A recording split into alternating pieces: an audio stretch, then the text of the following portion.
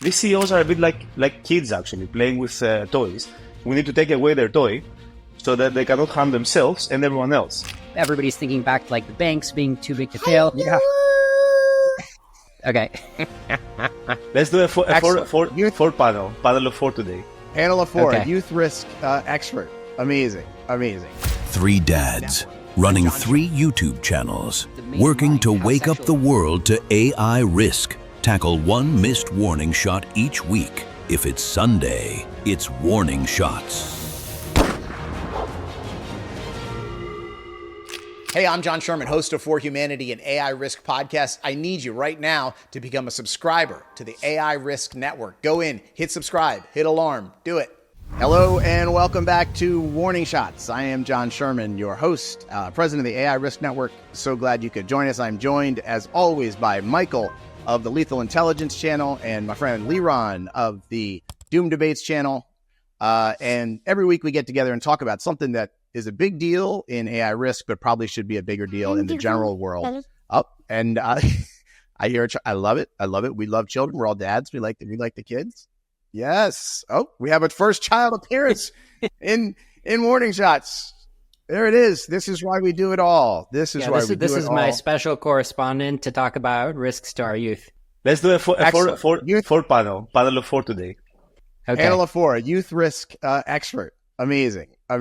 Truly, we are all dads, and creating a better future for our kids is literally the reason why we take so many hours of our days and do this work that we do. So, yeah, love to see it, Liron. So this week, we're going to talk about our dear friend Sam Altman and some wild stuff that has been going on. Two things about Sam we're going to talk about, and then we're going to talk a little bit about some stuff going on at Anthropic right on the end. But so first thing is started with OpenAI's CFO, who came out and said that if their data center investments go to hell, they need a bailout from the federal government to back them up.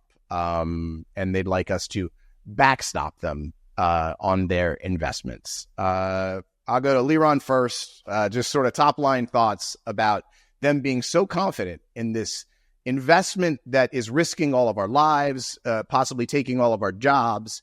And you know, if it goes badly, we may just be too big to fail. Thoughts? So from what I've been seeing on social media, the order of events was first last week, Brad Gerstner, I think, one of the investors in OpenAI, asked Sam Altman on a podcast. It was just supposed to be a friendly podcast. Hey, Sam, you're talking about throwing around like a few billion here, 100 billion there. You guys are currently making about 14 billion a year revenue. Where are all these giant $1 trillion investments coming from? And on that podcast, Sam kind of made waves because he gave like this dismissive, catty answer, like, listen, Brad, you could feel free to sell your stock. There's a lot of people who want to buy your stock. Like, he didn't really answer the question. But then later they tried to smooth it over, and Brad was saying, like, it was all in good fun. Like, I believe there's a good answer. And then the next bombshell, people are really hunting for bombshells here, it seems like, was Sarah Fryer, their CFO. She said in an interview, she used that term backstop, which she later tried to walk back. She was saying, hey, maybe the U.S. government will in some sense be a backstop. Like she talked about it kind of vaguely, and she's like, I shouldn't have said backstop. It's just this general point that when you have this huge company making all these investments, it does pull in a big chunk of the economy, which we actually talked about on Warning Shots a few weeks ago. So that was kind of the order of events on social media, and everybody loves dunking on him because, Gary Marcus came out and he was saying, hey, OpenAI is now pulling you in, your own retirement savings are now going to be bailing out OpenAI, and everybody's thinking back to like the banks being too big to fail. Yeah. Okay. Yeah. This is the best show yet. Yeah, my kids are really adamant about regulating what banks are allowed to be putting your capital into. They are. Oh my God! Now we got my dogs. This is great. Let's just get it going. Marching band going through here. Yeah. All right. But yeah, I actually think there is a reasonable analysis of what's going on, which is just Sam thinks that these investments make sense, which arguably they do in terms of minting a lot of short-term profits. And he's like, look, if we do spend $100 billion or $1 trillion, all right, one sec, I can't talk over my kids. Hold on, do a little correspondent intervention. I got these canine correspondents down here. Bo, what are they doing? Okay, so Sam is saying, hey, if I did have $1 trillion to make all of these investments, I would get a return. I know how to turn around that $1 trillion and sell it to the consumers of my AI and make money off this. The only question is, do I really want to wait until my revenues are higher, or can I just have the money now? And he's going out to a bunch of investors saying, give me the money now. And the investors are saying, well, what if something happens, right? What if you get hit by a bus? Like, we need some reassurance. And that's where the idea of the government comes in, of like, well, listen, if all of these data centers are provisioned, like somebody's going to take care of it so you get some money back. What? Did you want? And, I think it's worth pointing out here that a child is much like an artificial intelligence. It's its own intelligence. It's very hard to get it to do what you want it to do all the time. Like Eliezer said, if you think aligning AI is hard, go try aligning a cat. At least a human child can take some direction, but as we're seeing, they have a mind of their own, and they're going to do what they want. Yes, it's tricky to align my kids to be quiet for an interview. That is true. And luckily they'll have good instincts though, right? So by the time they grow up, then I can assume that they'll most likely be aligned to my culture by default. Yes. All right, Michael, tell us about Sam needing a backstop. I mean, it starts to look very reminiscent to the 2008 crisis. The point here is the government gets more and more exposure of risk, to risk of success of a handful of companies. And in July, the Trump administration unveiled this AI action plan to rapidly build out data centers, create hardware for AI development, and remove federal regulations on AI to win the AI race. And back in August, Altman claimed that they will be spending like trillions of dollars on data center construction, and not in the very near, very, very, very soon, actually. So America wants more production within the country, and OpenAI requires more and more computing power every single year. And the notion of government getting involved in AI infrastructure begs one question: who bails those governments? Who bails them out if the thing fails? And on a recent podcast with Tyler Cohen, Altman said, when something gets sufficiently huge, whether or not they are on paper, the federal government is kind of the insurer of the last resort, as we have seen in various financial crises and insurance companies screwing things up. So it is. We get a lot of vibes from the too big to fail, might see this kind of thing happening very soon. And don't forget, Sam Altman is the kind of guy, I don't know if I should go into this, but I mean, we've had so many examples where he gets his way. So, Sam Altman, so Sam was saying the board should be able to fire him. Then they tried to fire him and they couldn't. Sam said he will give 20% of compute for super alignment. Then, he dissolved the super alignment team and he didn't. He had said AI regulation is important. Then he's working towards the exact opposite thing. Ones. Give me some other Just look at the hands, don't listen to the words. I mean, he said checks and balances on his power were important. Then he removed everyone who's opposing him. He just creates like loyalties. Everyone, the board member now loves him. Everyone else is gone. It's so funny. Yeah. No one from the first days has survived the OpenAI culture. Yeah. And then he started raising trillions of dollars to build the compute for himself, when he used to say that he was talking about compute overhang. He used to say we need to build AI very fast before hardware is capable enough, because then we will not be able to control it. And then at the same time, he's raising trillions to create, let's say, the compute overhang. So, I can keep going. I mean, it used to be a non-profit. Now it's a for-profit. Suddenly. And, I mean, bottom line, the guy is just a superhuman, almost Machiavellian kind of, he will find a way to the top and, to survive everything. It's quite impressive in that sense. Yeah. And it's like with this guy, when you have like two possible outcomes, it always seems to end on the bad one, right? But let's just talk about what he needs this backstop for. So let's pretend I'm a community in America, and they're saying, we want to put all these data centers around you.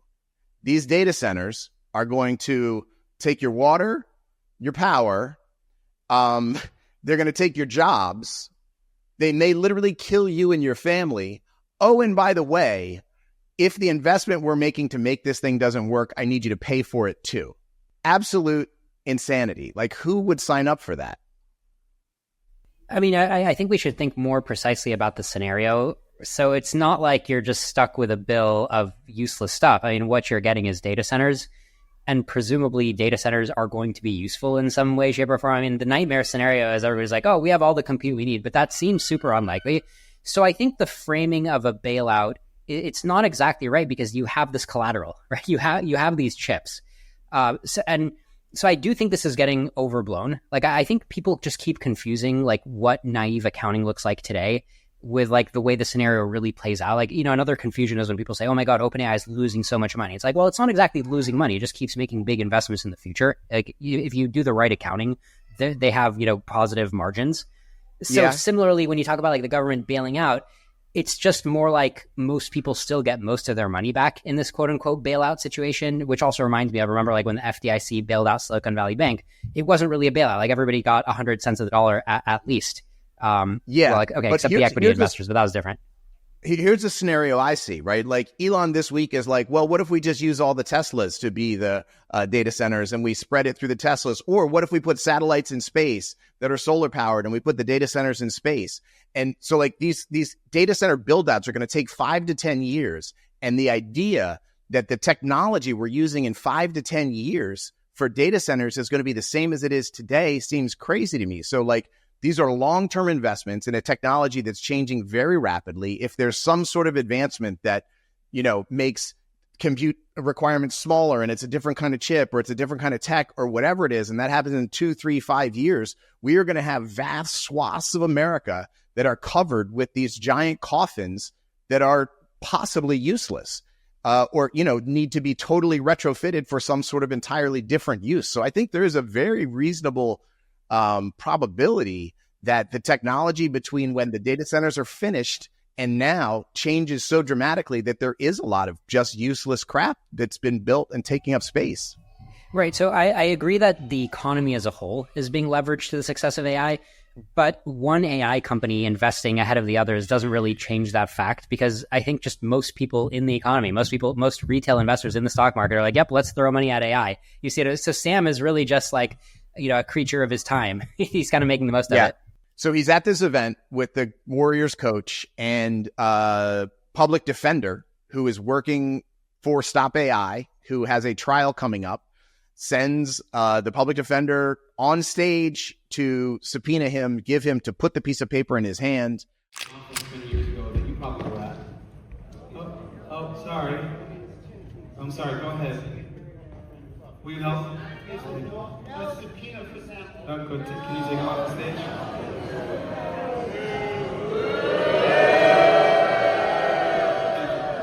Wow, getting off to a dramatic start already. Quite a shocking event, when you have someone who is a public figure and someone stands up startlingly and moves towards the stage, that's obviously sort of a dramatic event. Michael, what are your thoughts about this? In a way, once this happens, this trial will be the first time in human history where a jury of normal people are asked about the extinction threat that AI poses to humanity. There's going to be a lot of publicity on Stop AI and existential risk. And it's important that they're going to make Sam Altman be there. Because if we just pause for a moment and think who Sam Altman is at the end of the day. He's the CEO of OpenAI since 2019. But he's being the leader, one of the three most major players in the AI race, and his decision-making could arguably affect directly the future of the whole humanity. So if OpenAI succeeds in summoning the first SDI to the world, it will be one of the most important people that have ever lived. He has many times expressed concern about existential risk in the past, and yet he has been acting in a completely inconsistent way. And frequently he's accused of being disingenuous, Machiavellian, manipulative. In one of his most dramatic recent moments included a failed attempt for OpenAI board of directors to oust him, exactly because they concluded that they could not trust him. And that's a decision he managed to overturn and eventually used to establish a new board of loyalists, as I was saying earlier. So this guy is really might be the most important guy in the human history if he brings AGI to existence. And now it's important that we see him in the court and, the public gets to hear about these concepts, these concerns. I think it's a great win for our cause. Yeah, and just a little bit of background on this case for viewers out there who may not understand like what it's all about. So basically, 4 people at Stop AI are on trial for blocking the front entrance to an OpenAI facility. They do it. The cops show up. The cops say, "Will you move? I'm going to arrest you if you don't." They say no, they ask them 3 times, then they arrest them, they take them to jail, process them, and release them. And so it could be a simple trial. But what Stop AI is trying to do is to have the judge say, we are actually going to have a real trial here about this necessity defense. And what Stop AI is saying is it's like a baby in a hot car. And, you know, if the baby's in the hot car, you don't sit around and talk about what the laws are. You punch out the window and save the baby. And so they're saying that by blocking the front entrance to OpenAI, it is a necessity that OpenAI is literally directly threatening their lives, and they're doing it in a necessity defense posture. So it's an open question as to whether the judge is going to say, yes, we will allow expert testimony. We will allow Sam Altman to be talking on this stand at this trial. But there is some chance it actually really happens. I think the subpoena was a really good sign. So, Liron, what do you think about Sam possibly having to sit under oath and talk about what he's doing? So from a process perspective, it's definitely not ideal, I think, because it's like, you know, they're calling Sam Altman to defend that OpenAI isn't like leaving the kid in the hot car, you know, defend kind of the whole program of what OpenAI is doing. On some level, great. Yeah, there should be some way to summon Sam Altman to defend what OpenAI is doing. I've been saying that's been sorely missing. It's just weird that the first time it's ever happened is because of these guys doing nonviolent resistance in front of his office. Like, that's obviously a broken system that it has to happen that way.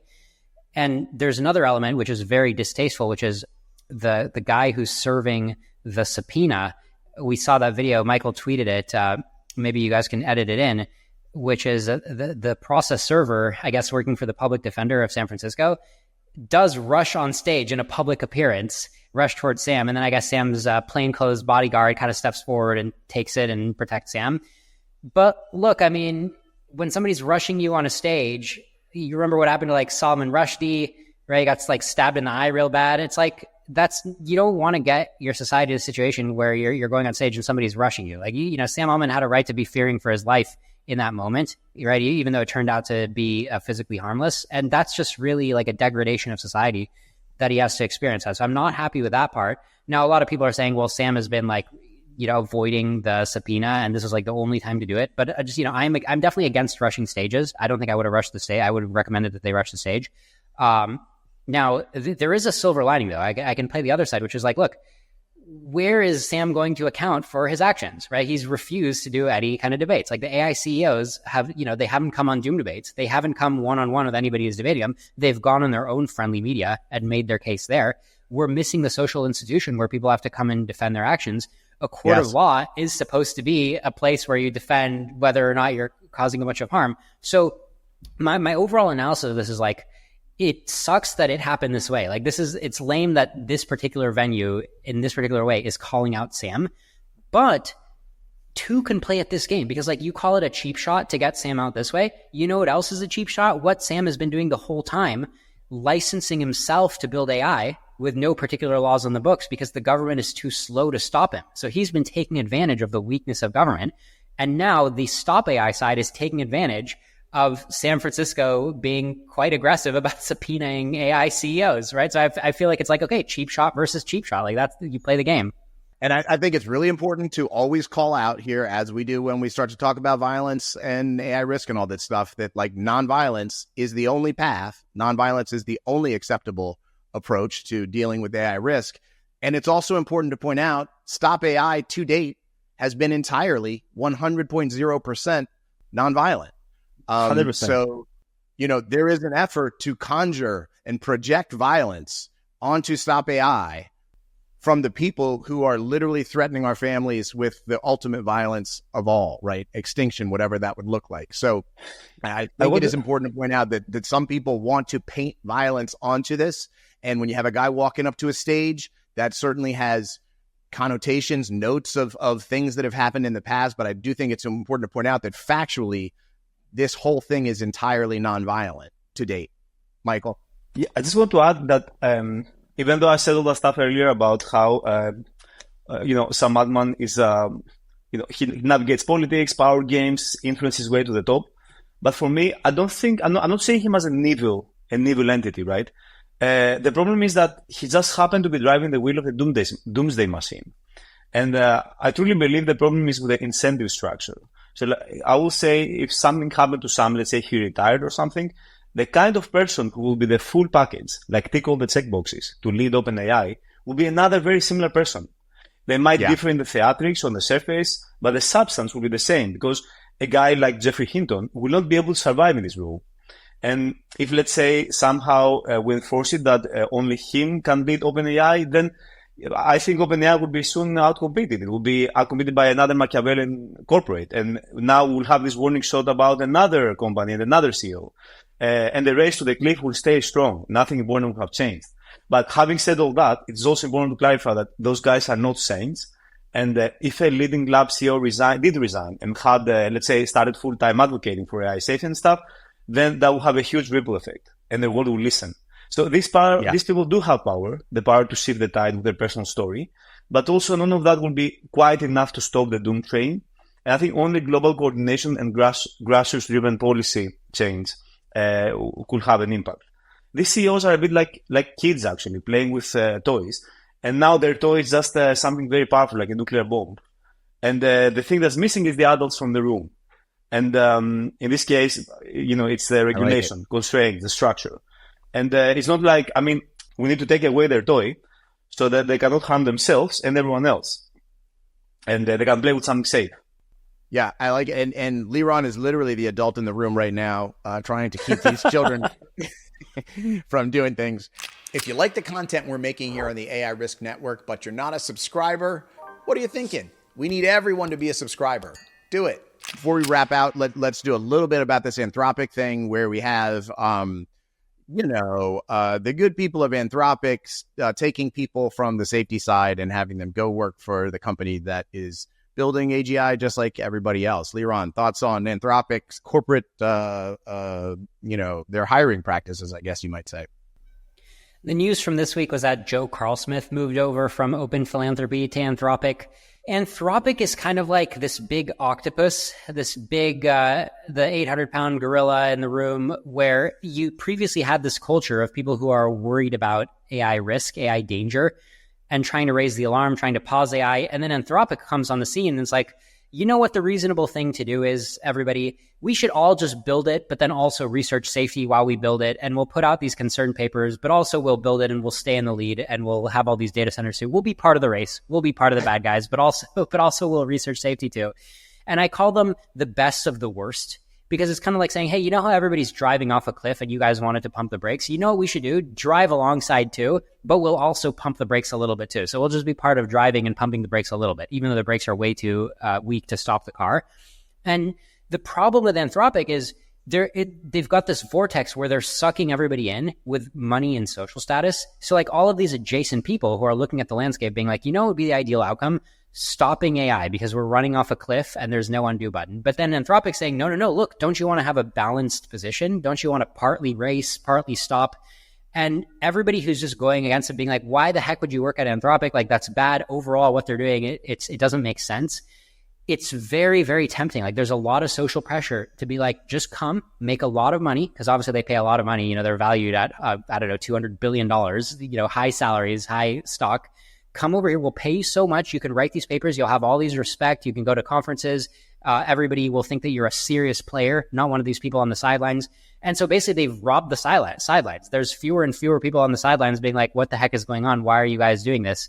And it's, people don't talk that much about Anthropic being the puppet master, but it's pretty harmful. Yeah. Michael, any thoughts about this? Yeah, I have a few thoughts. So as Liron was saying, big players like OpenAI and Anthropic are scooping up vocal pose AI types. Think researchers or activists with fat salaries, like maybe six figures, to work on safety stuff. Then, NDAs or team pressure kicks in and suddenly they're not blasting warnings on Twitter anymore. And it's like co-opting the resistance. You're not quieting them down without firing a shot. But with Anthropic specifically, it's even worse because when Anthropic kicked off back in 2021, it was founded by a handful of ex-OpenAI brains like Dario and his sister. And back then it was about safety, They were not happy with the breakneck pace of OpenAI. And it's supposedly baked into the DNA. And they're all about these reliably interpretable, steerable systems. But and they have constitutional AI and the responsible scaling policy, which all sounds very fancy and safe.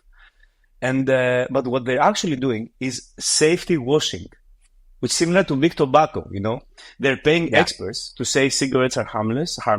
Well, they know they're causing cancer, and it stings extra because they started as rebels, and now they are raising the alarm constantly. They're warning about dystopia and doom, but they're still racing, funding, safety theater, red team, poking holes publicly to burn its, their reputation.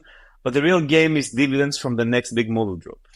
And it's like a detox center that sells booze on the side.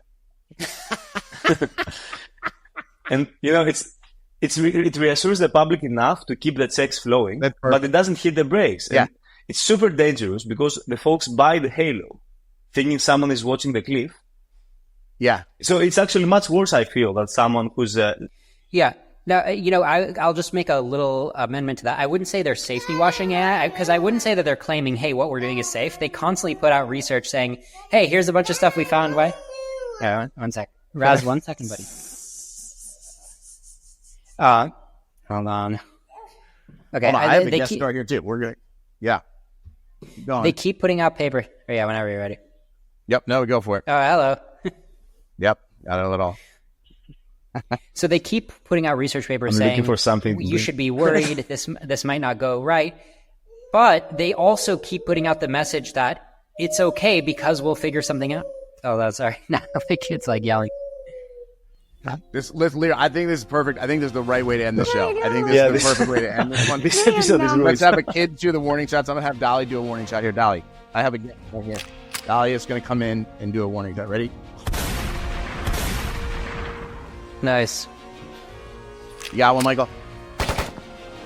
I did it professionally. Here we go, Liron. Professionally. That was discreet and professional. Hold on. Yeah, sorry, I'll just finish the point here. So... Okay, so they're giving the impression that it's okay that we're identifying all these problems because we're productively working on everything. Like, we're going to figure something out. But if you zoom out, it's like, wait a minute, the problem is incredibly huge and it looks intractable, and you're probably not going to figure anything out. So why do you keep focusing on how you're trying to figure something out when really we should just step back and be like, put up a warning sign being like, hey, we're not ready to go here. Yeah. So they're tractability watching. A stop work order. All right. Yeah. Liron, you do your warning shot, and we will end this